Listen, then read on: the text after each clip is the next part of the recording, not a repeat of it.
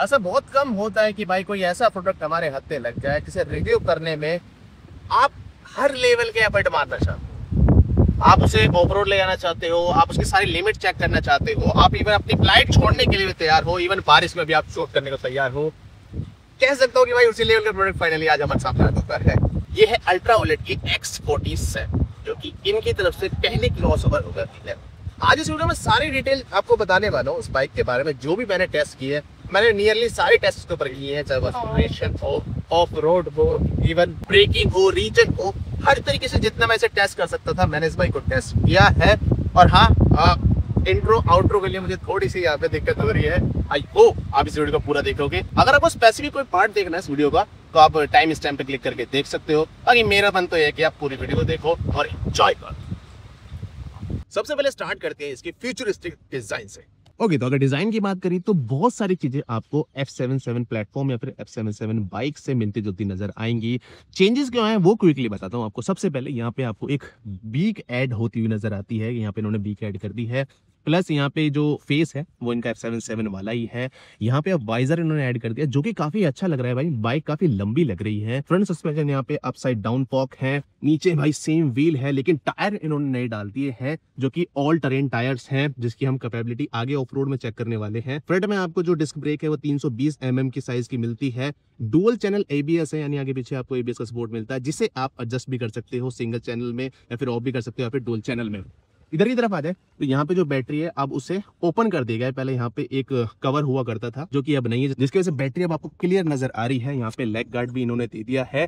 ये वाली जो बॉडी पार्ट है इन्होंने नया डाला है जो कि काफी शार्प और पैना सा लग रहा है। X47 यहाँ पे लिखा हुआ जो कि अच्छा लग रहा है। फुट पैक यहाँ पे देखो जो काफी स्ट्रॉन्ग से है, काफी अच्छी क्वालिटी है इनकी। यहाँ पे जो स्विंग आर्म है वो चेंज हो चुका है, यहाँ पे अब इन्होंने स्क्वायर वाला लगा दिया है। टायर हगर, पीछे आपको रडार देखने को मिलता है जो कि सारे वेरिएंट में स्टैंडर्ड है। LED इंडिकेटर्स आ जाते हैं, टेल लाइट और ग्रैब रेल भी इन्होंने चेंज करी है जो कि काफी अच्छी लग रही है। ये वाला पार्ट जो आप देख रहे हो इन्होंने पूरा रीडिजाइन करा है, जिसकी वजह से आप यहाँ पे पैनियर वगैरह इजीली लगा सकते हो। बाकी टायर से पीछे वाला सेम का सेम ही है, डिस्क ब्रेक भी सेम ही है, लेकिन टायर इन्होंने चेंज कर दिया है।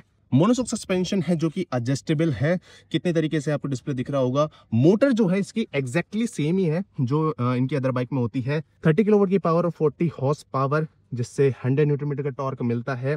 बैटरी भी अगेन सेम की सेम ही हो जाती है, 10 किलोवाट आवर वाली एक और एक 7 किलोवाट आवर वाली। बाकी जो बाइक का डिजाइन है मुझे अच्छा लग रहा है बाकी दो बाइकों के मुकाबले। एक चीज जो और चेंज हुई है, यहाँ पे जो ग्राउंड क्लियरेंस है वो 200 mm हो गया है, जो इनकी बाकी दो बाइकों के मुकाबले थोड़ा ज्यादा है, अच्छी चीज है। सीट हाइट भी यहाँ पे बढ़ के हो चुकी है 820 mm और व्हील बेस भी यहाँ पे इनका बढ़ गया है, लगभग 1385 mm हो गया है। यानी ये बाइक पिछली दो बाइकों के मुकाबले लंबी है। बाइक के साथ हमें सेम चाबी देखने को मिलती है जो कि यहाँ पे लग जाती है, इसे ऑन करती है हमने।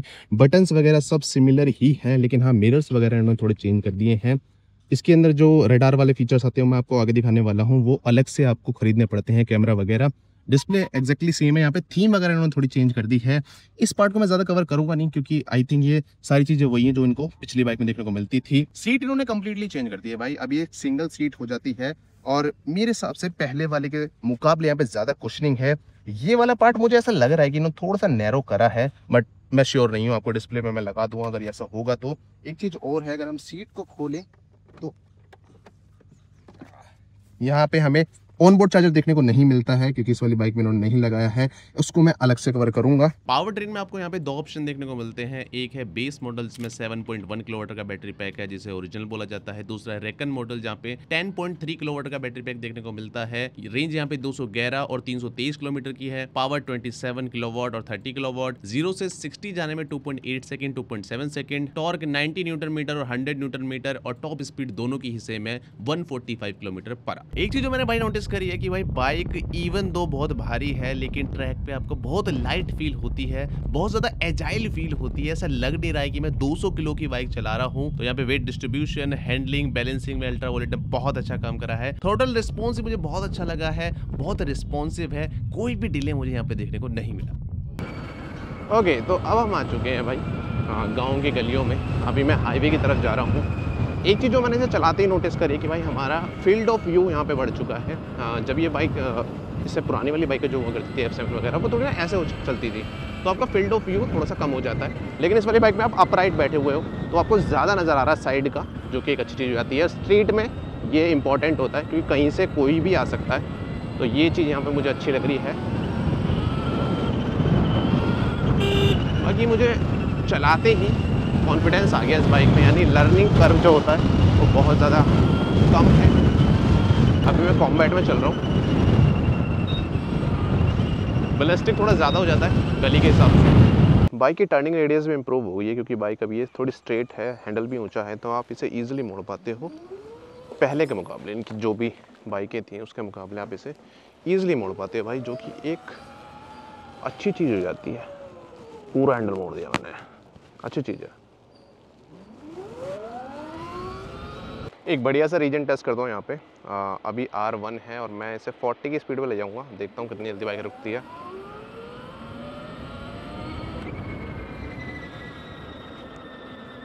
तो काफ़ी कम रीजन है, ऑलमोस्ट ना के बराबर।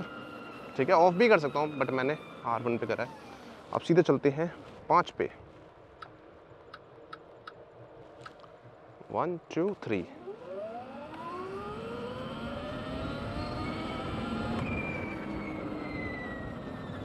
काफ़ी हैवी है भाई। स्टॉप करेगा पूरा? कर रहा है भाई, पूरा कर रहा है। ये भी मिड लेवल का हो गया और मैंने कर दिया भाई reason full 9। 1 2 3। Kind of break जैसा ये तो बहुत जल्दी रोक दिया है भाई। और अल्ट्रा वॉलेट ने क्लेम करा है कि जो नॉर्मल रीजन हुआ करते थे वहाँ पे हमें जो रीजन होने से बैटरी चार्ज होती थी वो लगभग 5 से 7% के आसपास होती थी, लेकिन इनके रीजन में ना बाइक 25 से 30% तक चार्ज हो जाती है, जो कि एक बहुत बड़ा क्लेम है। ये आई थिंक किसी ना किसी बंदे को जो ओनर होगा इस बाइक का उसे टेस्ट करके दिखाना चाहिए। बहुत तगड़ी चीज़ है अगर ये ऐसा कर दे रहे हैं तो। ओके, तो अब हम हाईवे पे आ चुके हैं। सबसे पहले यहाँ पे मैं रीजन को ऑफ कर देता हूँ। रीजन मुझे पसंद नहीं है, हाईवे पे ऑफ कर दिया है। तो ट्रैफिक स्लो हो जाने दो। ग्लाइड मोड के अंदर एक्सेलरेशन और top speed 1 2 3। 40 done, 60 done,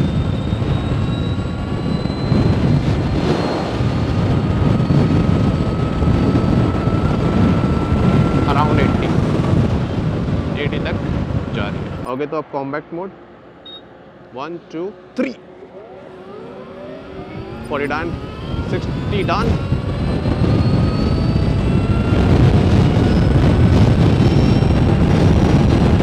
100 done.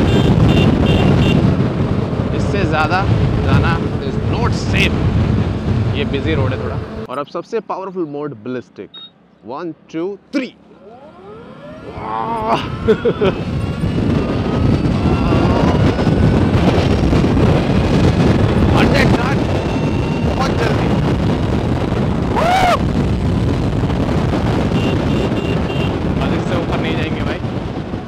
Traffic है यहाँ पे, खाली रोड नहीं है।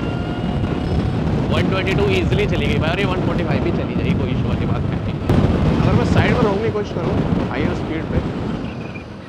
बाइक के ब्रेक्स भी मुझे काफ़ी अच्छे लगे हैं, गुड इनफ है इतनी हैवी बाइक को इजीली रोकने में, लेकिन जब आप रीजन और ब्रेक का कॉम्बिनेशन यूज़ करते हो तो ब्रेक बहुत ज़्यादा अच्छे हो जाते हैं। सीट पोजीशनिंग और सीट कंफर्ट की बात करें तो भाई डेफिनेटली जो सीट है अब मोर कंफर्टेबल फील होती है। एक तो पोस्चर के वजह से, क्योंकि बंदा अब अपराइट पोजीशन में बैठता है। दूसरा यहाँ पे सीट भी इन्होंने चेंज करी है, पहले के मुकाबले मुझे अच्छी लग रही है। इनकी जो प्रीवियस बाइक थी उनके मुकाबले अच्छी है, लेकिन मैंने बाइक को सिर्फ 40-50 किलोमीटर चलाया है, वो भी रुक रुक के, तो मुझे पर्सनली तो कहीं अनकंफर्टेबल नहीं लगा। लेकिन हाँ, लॉन्ग स्ट्रेच में आई थिंक थोड़ा बहुत यहाँ पे अनकंफर्ट फील हो सकता है, लेकिन ये डेफिनेटली बेटर हो जाती है इनकी F77 की सिटिंग से। तो यहाँ पे आप डायरेक्ट कंपेयर देख सकते हो, दोनों बाइकों के बीच में साइड में ड्यूक चल रही है।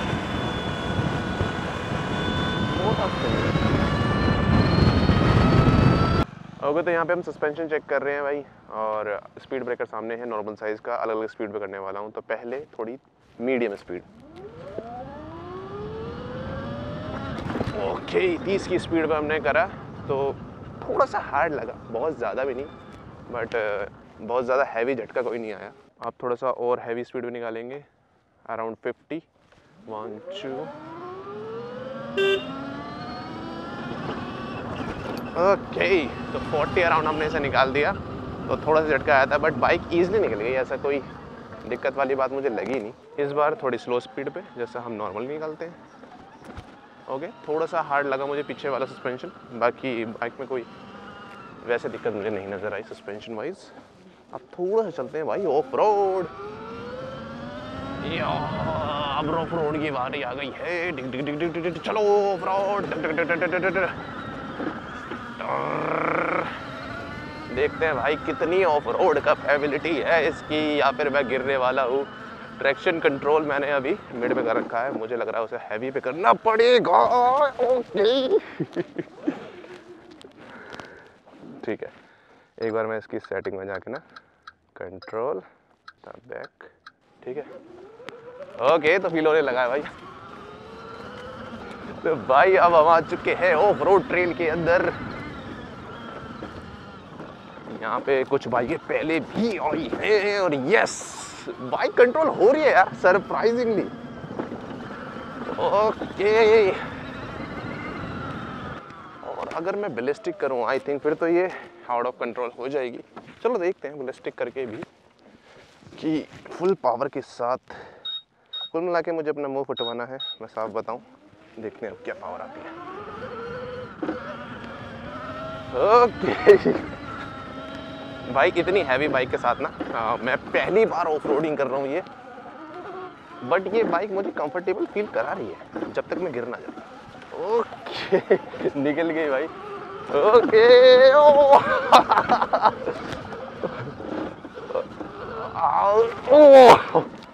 अगर ट्रैक्शन कंट्रोल ना होता ना बाइक गिरी थी, ये गिर गई थी बाइक अभी।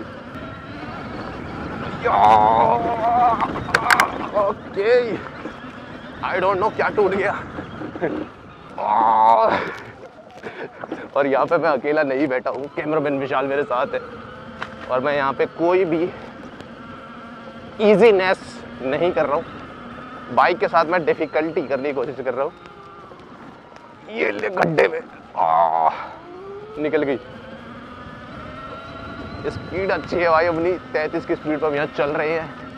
भाई बाइक सरप्राइजिंगली 2 बंदों को बिठा के भी इजीली कंट्रोल हो रही है, और मैं जितनी अपनी लिमिट को पुश कर सकता हूँ मैं कर रहा हूँ भाई।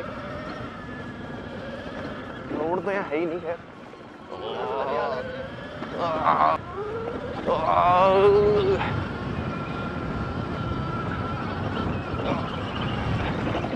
ओ 40 की स्पीड में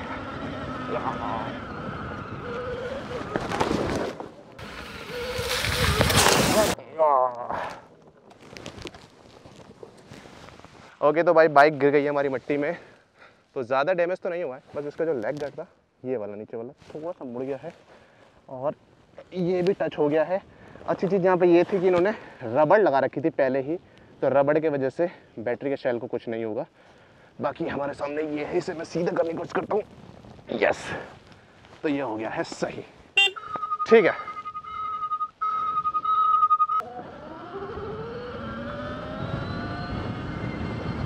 यस,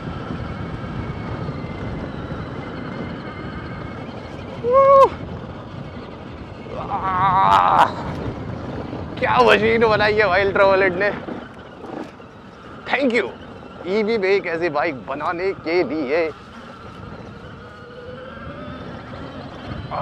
मन कर रहा है इसे और चलाता रहूं, लेकिन टाइम लिमिट है, मेरे को 1 घंटे में वापस जाना है।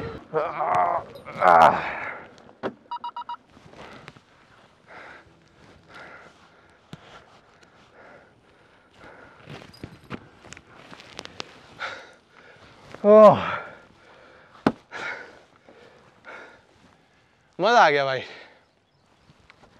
Good job. क्या बाइक बनाई है भाई, इम्प्रेस कर दिया भाई, बहुत ज़्यादा इम्प्रेस कर दिया। मैंने नहीं सोचा था भाई ऐसी ईवी बाइक बन भी सकती है इंडिया के अंदर, बट हमने चला ली, ऑफ रोडिंग फुल कर ली। और ये जो टायर्स हैं भाई, जो कि ओल्ड ट्रेंड टायर हैं, इन्होंने काफ़ी सपोर्ट करा इस बाइक को। बहुत अच्छी ग्रिप बना रहे थे ये, चाहे वो आगे वाला हो चाहे पीछे वाला हो। नॉर्मल रोड पे तो अच्छे चल ही रहे थे, लेकिन यहाँ तो इन्होंने मज़ा ही बांध दिया। आई नो आप में से बहुत कम लोगों को ये मौका मिलेगा, या फिर ना भी मिले, इस बाइक को लेके ऐसी जगह में ऑफ रोडिंग करने का, लेकिन ये सौभाग्य मुझे मिल गया है। गुड जॉब, बहुत बढ़िया जॉब। बाकी अब आगे चलते हैं। ओके, तो यहाँ पे मैं थोड़ी टफ सिचुएशन बनाने की कोशिश कर रहा हूँ। मान के चलो ये ढलान है और मुझे नहीं पता मेरे पीछे एकदम ढलान आ गई और मैं बाइक को पीछे कर रहा हूँ, तो क्या होता है। ओके, तो रिवर्स मोड में तो ये नहीं रुकेगी, और अगर मेरे पास रिवर्स मोड में ऑफ कर दूँ तो यस, बाइक रुक जाती है।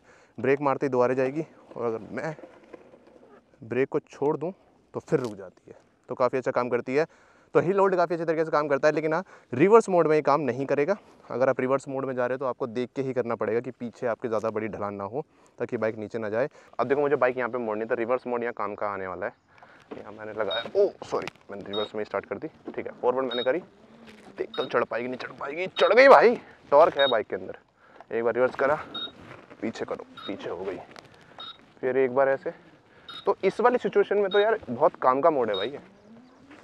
उसके बाद चार्जिंग टेक्नोलॉजी, यहाँ पे भी इन्होंने कुछ इनोवेशन करके दिखाई है। मैं कहूँगा बिगेस्ट पेन पॉइंट जो था वो इन्होंने फाइनली रिमूव कर दिया है। इन्होंने इस बाइक के अंदर अब ऑन बोर्ड चार्जर लगा दिया है। उस ऑन बोर्ड चार्जर की भी कुछ खासियत है। सबसे पहला, ये अकॉर्डिंग टू अल्ट्रावॉयलेट वर्ल्ड के सबसे डेंस टीवी चार्जर में से एक है। अब चार्जर कैरी करने की कोई जरूरत नहीं है। ये जो आप लंबी सी वायर देख रहे हो, सिर्फ ये आपको ले जाने की जरूरत है। इसे आप चाहे अपने बैग में रख सकते हो। अब इसमें होगा क्या, ये जो पोर्ट है आप इजिली यहाँ से इंसर्ट करो, ऐसे करके ये अपने आप सेट हो जाता है और ये कनेक्ट हो गया, और आपको इसे यहाँ पे लगा देना है। बाइक चार्ज होना स्टार्ट हो जाएगी 1.6 किलोवाट के चार्जर से। अब जो चार्जर है वो यहाँ पे प्लेस्ड है, तो यही वो चार्जर है भाई, जो कि पूरा मेटल में इन्होंने बना रखा है। नीचे की तरफ से अगर मैं आपको दिखाऊं तो यहाँ पे इन्होंने अच्छे खासे फैन का भी यूज करा है, और ये पूरा मेटल का बना हुआ है ना, तो ये हीट डिसिपेशन भी काफी इजीली कर लेगा, चार्जर हीट वगैरह नहीं होगा।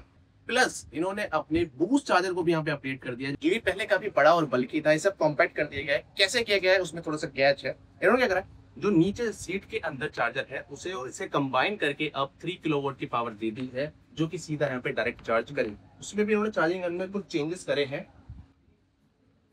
तो ये जो नीचे वाला पोर्ट होगा, जो कि ऑनबोर्ड चार्जर है, उसे पावर देगा, जो कि 1.6 किलोवाट से इस बाइक को चार्ज करेगा। प्लस जो बची हुई पावर होगी वो इस वाले पोर्ट से इस बाइक को चार्ज करेंगे। तो कंबाइंड पावर जो है वो 3 किलोवाट के आसपास ही हो जाएगी। और जब आप इसे लगाओगे, पहले इस वाले को हटा देता हूँ, जब आप इसे लगाओगे तो ये दोनों पोर्ट से चार्ज होगा अराउंड 3 किलोवाट। और ये है भाई चार्जिंग टाइम अलग अलग चार्जर से, चाहे वो पोर्टेबल चार्जर हो, ऑनबोर्ड चार्जर हो, बूस्ट चार्जर हो, या फिर इनका यूवी सुपर नोवा। तो चार्जर को कैरी करने वाला जो पेन पॉइंट था, फाइनली इन्होंने एलिमिनेट कर। रडार के फीचर्स को भी हमने टेस्ट करा इनके ट्रैक पे, जहाँ पे सारे फीचर अच्छे तरीके से काम कर रहे थे, चाहे वो ओवरटेकिंग अलर्ट हो, ब्लाइंड स्पॉट डिटेक्शन हो, कोलाइजन अलर्ट हो, या फिर दोनों साइड से व्हीकल का अलर्ट हो। कैमरा जो है ऑल द टाइम रिकॉर्ड करता है सारी वीडियोस को। कैमरा एज ए एक्सेसरीज ही आता है, और हाँ, इसे आप ऑफ भी कर सकते हो, ऑन भी कर सकते हो। डिस्प्ले जो आप देख रहे हो ये भी कैमरा के साथ मॉड्यूल में आती है। पॉजिटिव्स की बात करें तो सबसे पहला है बाइक के लुक्स। बाइक बहुत ज्यादा आई कैची है, रोड पे आपको सब मुड़ मुड़ के देखते हैं, और बाइक पर्सनली मुझे बहुत ज्यादा अच्छी लगी है लुक्स के मामले में। दूसरा, बाइक वैल्यू फॉर मनी नजर आती है जब आप इसकी प्राइसिंग देखते हो और इसकी पावर, परफॉर्मेंस, इवन रेंज को भी देखते हो। तीसरा, रेडार जैसा फीचर भी इन्होंने स्टैंडर्ड दे दिया है, इवन 2.5 लाख वाले वेरिएंट के अंदर भी आपको ये देखने को मिलेगा। चौथा, बाइक की हैंडलिंग बहुत ज्यादा अच्छी है भाई। मैंने इसे जितना ऑफ रोड कर सकता था उतना किया, लेकिन बाइक ने मुझे कहीं भी लेस कॉन्फिडेंट फील नहीं कराया। ऐसा लग रहा था कि इस बाइक को मैं बहुत टाइम से चला रहा हूं और मैं पूरे कॉन्फिडेंट होकर इस बाइक को चला रहा था, जिसका मतलब बाइक की हैंडलिंग, बैलेंसिंग बहुत ज्यादा अच्छी है। नेगेटिव्स की बात करें तो पहला नेगेटिव है यहाँ पे बूट अप टाइम को लेकर, जो कि मुझे पर्सनली ज्यादा लगा है। चाबी घुमाने के बाद भी बाइक अच्छा खासा टाइम लेती है स्टार्ट होने में। नो क्रूज कंट्रोल, आज के जमाने में भी क्रूज कंट्रोल नहीं है इसमें। तीसरा, पिलियन को पीछे बैठने में थोड़ी सी मेहनत करनी पड़ती है, इजिली नहीं बैठा जाता। एक चीज और जो कि नेगेटिव में तो ऐड नहीं करूंगा, लेकिन हाईलाइट करने वाली जरूरी है कि भाई बाइक का वेट जो हैवी है, ये लगभग 200 किलो की बाइक है। अब इसका कुछ कर नहीं सकते, बाइक हैवी है तो है। अब बात करते हैं प्राइसिंग और वेरिएंट्स की। यहाँ पे एक क्वेश्चन था कि ऑनबोर्ड चार्जर हमें किस में देखने को मिलेगा, तो यहाँ पे 4 वेरिएंट्स हो जाते हैं। सबसे पहला है X47 ओरिजिनल, जिसके अंदर हमें 7.1 किलोवाट का बैटरी पैक मिलता है। पावर परफॉर्मेंस यहाँ पे आपको काफी सिमिलर देखने को मिलेगी टॉप मॉडल से, लेकिन यहाँ पे आपको स्टैंडर्ड चार्जर देखने को मिलता है, ऑनबोर्ड चार्जर यहाँ पे नहीं है। प्लस यहाँ पे वारंटी भी 3 साल या फिर 60,000 किलोमीटर की है। रीजन के 3 और ट्रैक्शन कंट्रोल के 1 लेवल देखने को मिलता है, और कनेक्टिविटी भी यहाँ पे वाईफाई और ब्लूटूथ वाली है। इसकी प्राइसिंग है 2.5 लाख रुपए। उससे ऊपर आता है X47 ओरिजिनल प्लस। यहाँ पे आपको रेंज, परफॉर्मेंस, परफॉर्मेंस वगैरह सेम बेस मॉडल की तरह ही मिलेगी, लेकिन ऑन बोर्ड चार्जर यहाँ पे आ जाता है, प्लस यहाँ पे रीजन के 10 लेवल आ गए, ट्रैक्शन कंट्रोल के 3 लेवल, वारंटी यहाँ पे 5 साल या फिर 1 लाख किलोमीटर की हो गई है, और यहाँ पे कनेक्टिविटी फीचर में LTE ऑप्शन भी आ जाता है। उसके बाद आता है X47 रेकन। इसके अंदर आपको 10.3 किलोवाट का बैटरी पैक देखने को मिलता है।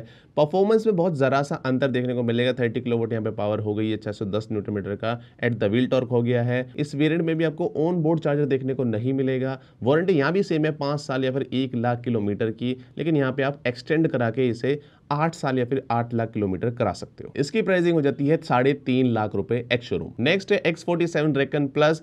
इसके अंदर सारी स्पेसिफिकेशन प्रीवियस वेरिएंट की तरह ही है, लेकिन यहाँ पे ऑन बोर्ड चार्जर ऐड हो चुका है, प्लस TPMS और वॉयलेट AI फीचर भी आपको यहाँ पे देखने को मिलेंगे। और अब कंक्लूजन की बात कर लेते हैं। आपने सब कुछ देख लिया भाई, पॉजिटिव देख लिया, नेगेटिव देख लिया, फाइनल मेरा वर्डिक्ट की बात करते हैं। तो ये बाइक मुझे बहुत ज्यादा पसंद आई है भाई। क्या मशीन बना दी है भाई अल्ट्रा वॉयलेट ने।